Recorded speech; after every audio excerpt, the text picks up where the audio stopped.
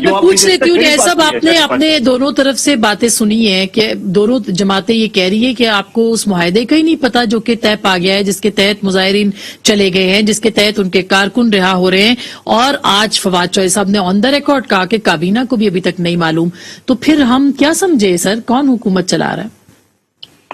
آسم، پہلی بات جو ہے عبد القادر پٹیل اپنا مندو خیل صاحب جو ہے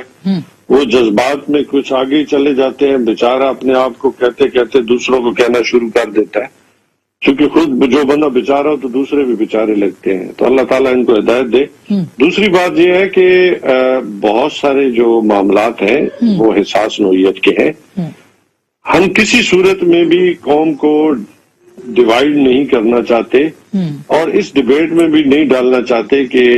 یہ کیا ہوگا یا کیا نہیں ہوگا۔ ہمارا مقصد ہے کہ قوم متحد رہے، کیونکہ اس وقت جو معاملات ہیں پاکستان دیکھیں، اس وقت خطے کے اندر جو معاملات ہیں،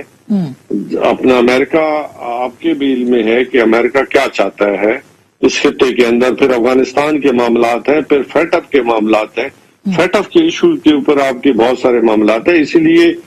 ایون میڈیا کو بھی الحمدللہ اللہ کا شکر ہے کہ میڈیا نے ایک اپنا مثبت کردار ادا کیا، اسی طرح ہم کوشش ہے کہ اسی طرح وہ اگر اپنا مثبت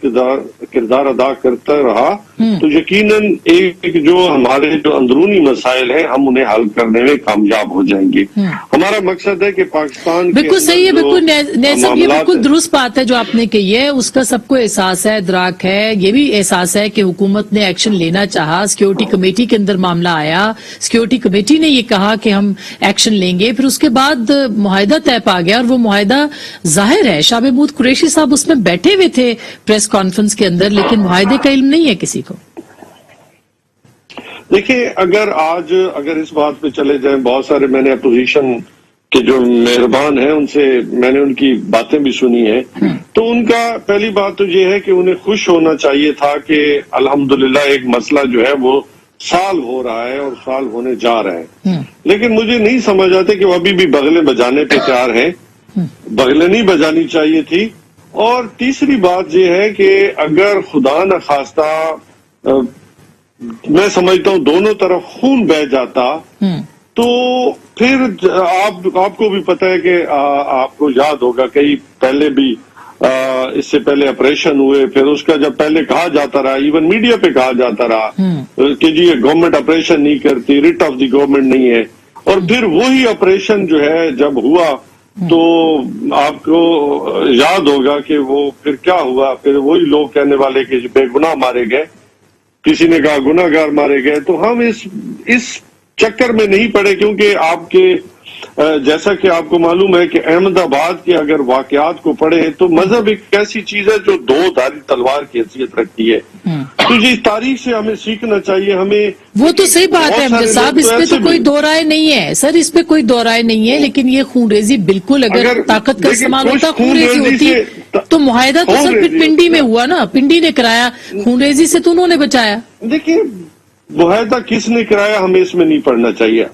اس میں پڑھنا چاہیے کہ ملک کے اندر جو ہے جو ریڈیکل ایلیمنٹس ہے اس کا خاتمہ ہونا چاہیے، اور